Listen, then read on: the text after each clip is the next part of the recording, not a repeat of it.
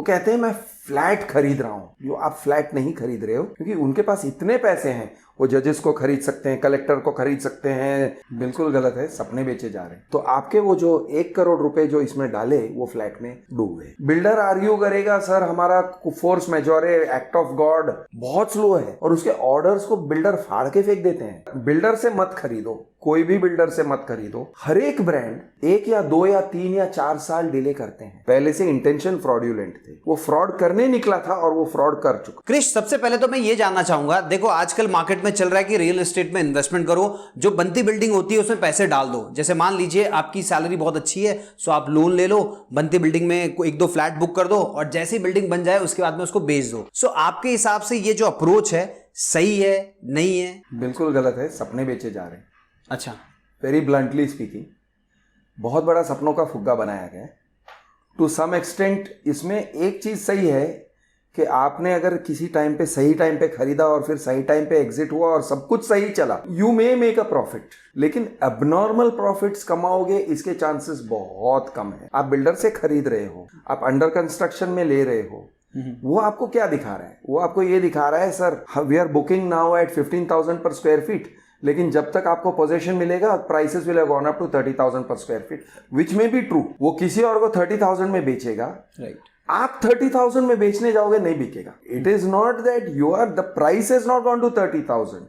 Resale market में वो शायद 20,000 पे आया होगा या उससे भी कम। तो आपने अगर ये खरीदा, ये सोच के खरीदा कि मैं 30 की चीज 15 में खरीद रहा हूं, नहीं, आप 30 की चीज 15 में नहीं खरीद रहे। प्लस अंडर कंस्ट्रक्शन में हिडन कॉस्ट है एंड हिडन रिस्क है। First of all you are not buying a property.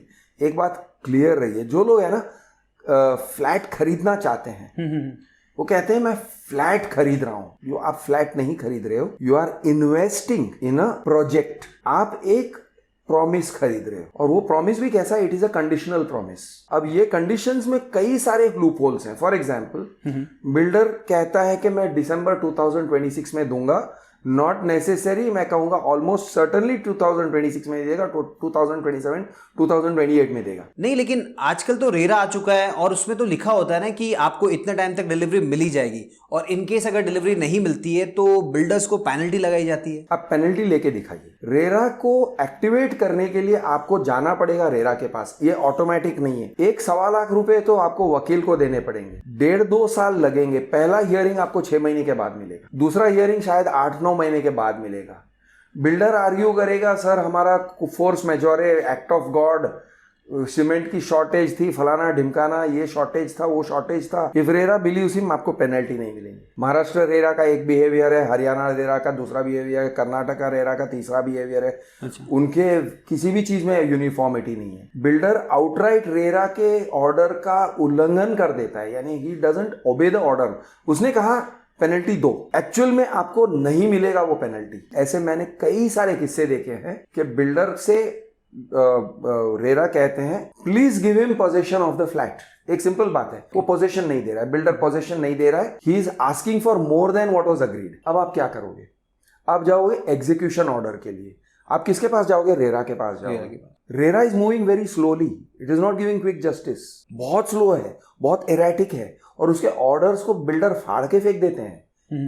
जा कर ले, जा जो करना है। रोते रोते जाओगे वापस रेरा के पास, वो they will pass a execution order in your favour. Collector को इंस्ट्रक्शन देते हैं कि भाई इनको रिकवरी करके दो। रिकवरी करके देना, ये ऑर्डर लेके आप जाओगे कलेक्टर के पास।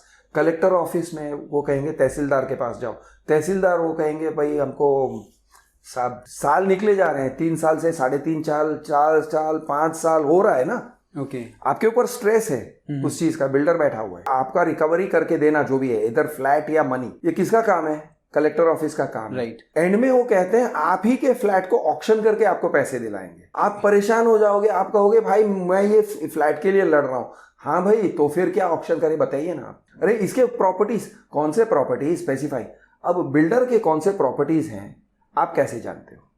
आपके पास कौन सा सोर्स ऑफ इंफॉर्मेशन है कि आप उन्हें बताओगे कि कौन से प्रॉपर्टीज हैं? उनके पास सोर्स ऑफ इंफॉर्मेशन है, करते नहीं है। मतलब in short the judiciary is broken. Real estate में तो बहुत ही खास तरीके से, क्योंकि उनके पास इतने पैसे हैं, वो जजेस को खरीद सकते हैं, कलेक्टर को खरीद सकते हैं, रेरा जजेस को खरीद सकते हैं, हाईकोर्ट जजेस तक। सो मतलब अगर कोई इन्वेस्टमेंट पर्पस के लिए फ्लैट वगैरह खरीद रहा है तो उसे थोड़ा रुकना चाहिए, राइट? बिल्डर से मत खरीदो, कोई भी बिल्डर से मत खरीदो, क्योंकि यहाँ पे क्या हो रहा है, the entire real estate industry is based on passing on risk to you. You're a flat buyer. हाँ। आपका बेस्ट केस सिनारियो क्या है कि आपने मुझे 1 करोड़ रुपया दिया और मैंने आपको प्रॉमिस किया था दिसंबर 2026 में फ्लैट दूंगा और मैंने दे दिया, लेकिन बेस्ट केस से कम सिनारियो तो दिसंबर 2026 में नहीं दिया, 2027 में दिया। 28 bad case scenario, 29, 30 very bad case scenario. ये होने का रिस्क किसका? आपका। अच्छा। ये होने का प्रॉफिट किसका? मेरा। क्योंकि मैंने आपको जब बेचा था, मैं 20 माले का बिल्डिंग बोल के बेचा था। बाद में मुझे परमिशन मिले और 10 माले चढ़ाने के, मैंने प्रोजेक्ट को डिले किया, 10 माले चढ़ाए। शायद पार्ट ओसी मिला हो तो आपको मैं रहने दूंगा, पार्ट ओसी लेके नीचे के फ्लोर्स में रहने दूंगा, लेकिन मैं ऊपर कंस्ट्रक्शन एक्टिविटी कर रहा हूं। आप एक अंडर कंस्ट्रक्शन प्रोजेक्ट में रह रहे हो, नॉइस लेवल्स हैं, धूल है, सीमेंट डस्ट है, हर चीज है, राइट। सारा रिस्क आपका। फॉलिंग डेब्रीज है, रिस्क आपका। कंस्ट्रक्शन वर्कर्स अप डाउन कर रहे हैं, रिस्क किसका? आपका। एक लिफ्ट उनके लिए डेडिकेटेड है, वो किसका? आपका। आपके टावर में अगर 2 लिफ्ट्स हैं, आपके विंग में अगर 2 लिफ्ट्स हैं, वो 2 लिफ्ट्स 20 माला ऊपर नीचे करते, उसके बदले में आप वो 30 माला ऊपर नीचे करेंगे। उसका प्रॉफिट, वो 10 माले करने का प्रॉफिट मेरा, उस 10 माले करने के टाइम पे इनकन्वीनियंस हुआ वो आपका। और आपने 20 माले यानी कि आप अगर 5 मिनट वेट करोगे, if there is 10 floors more, 5 minute का 10 मिनट हो जाएगा, depending on the time of the day, सुबह को या शाम को, व्हेन यू आर कमिंग और गोइंग। उसने इतना बनाया है तो पार्किंग भी बढ़ेगा, पार्किंग फैलेगा। आपका अगर 2 मिनट 5 मिनट का वॉक था, वो 10 मिनट का वॉक हो गया फ्रॉम पार्किंग टू, तो सारा जो है the whole thing is in favour of the builder. और अगर वर्स्ट केस मैंने 18 माला तक चढ़ाया, टावर किया और फिर अटक गया। अच्छा। क्यों अटक गया भाई? वट एवर रीजन अटक गया, परमिशंस नहीं मिले, अटक गया, लॉस आपका। I may be a very well known company, मेरा रेपुटेशन भी नहीं बिगड़ेगा। इतने सारे वेल नोन बिल्डर्स हैं, अच्छे अच्छे ब्रांड्स हैं, हर एक ब्रांड 1 या 2 या 3 या 4 साल डिले करते हैं। तो सपोज मेरे पास 5 करोड़ है, अब ये 5 करोड़ को 1-1 करोड़ के 5 रीडेवलपमेंट में डाल दूंगा।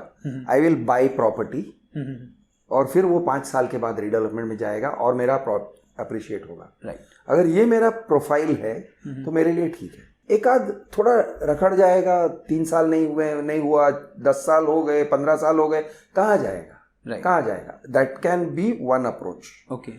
बाकी के 3 हो गए तो इसको मैंने बेचा और मैंने कमा लिया, 5 करोड़ क्या 10 करोड़ कमा लिया। So I am okay if it is that is the approach. Okay. लेकिन अगर आपको घर की जरूरत है या आपके पास 1 ही करोड़ है, यानी आपका लाइफ सेविंग 1 ही है और आप उसमें डाल रहे हो, तो एक बहुत बड़ा रिस्क ले रहे हो। क्योंकि वो जो रीडेवलपमेंट प्रोसेस होता है, सोसाइटी जिसको चूज कर रहा है, you think you are selecting them, ऐसा नहीं है, they are kind of moving in on you, they are putting pressure. वो आपके मैनेजिंग कमेटी पे प्रेशर करेंगे, वो आपके जनरल बॉडी को कैप्चर कर लेंगे, बहुत। लेट अस से it's a good builder. Good builder यानी मैं नामी बिल्डर मोर और लेस कह रहा हूं, where there is a reasonable assurance कि ये बिल्डिंग कंप्लीट करेगा, चाहे 10 साल के बाद करे। लेकिन अगर कोई ऐसा तैसा आलू चालू अगर आ गया जो बिल्डर है ही नहीं और उसने उस रीडेवलपमेंट वो बिल्डिंग पे कब्जा कर लिया, and believe you me, project बनेगा ही नहीं, क्योंकि उसके पहले से इंटेंशन फ्रॉड्यूलेंट थे। वो फ्रॉड करने निकला था और वो फ्रॉड कर चुका। तो आपके वो जो 1 करोड़ रुपए जो इसमें डाले वो फ्लैट में, इस उम्मीद से कि वो 2 या 3 करोड़ का बनेगा, डूब गए।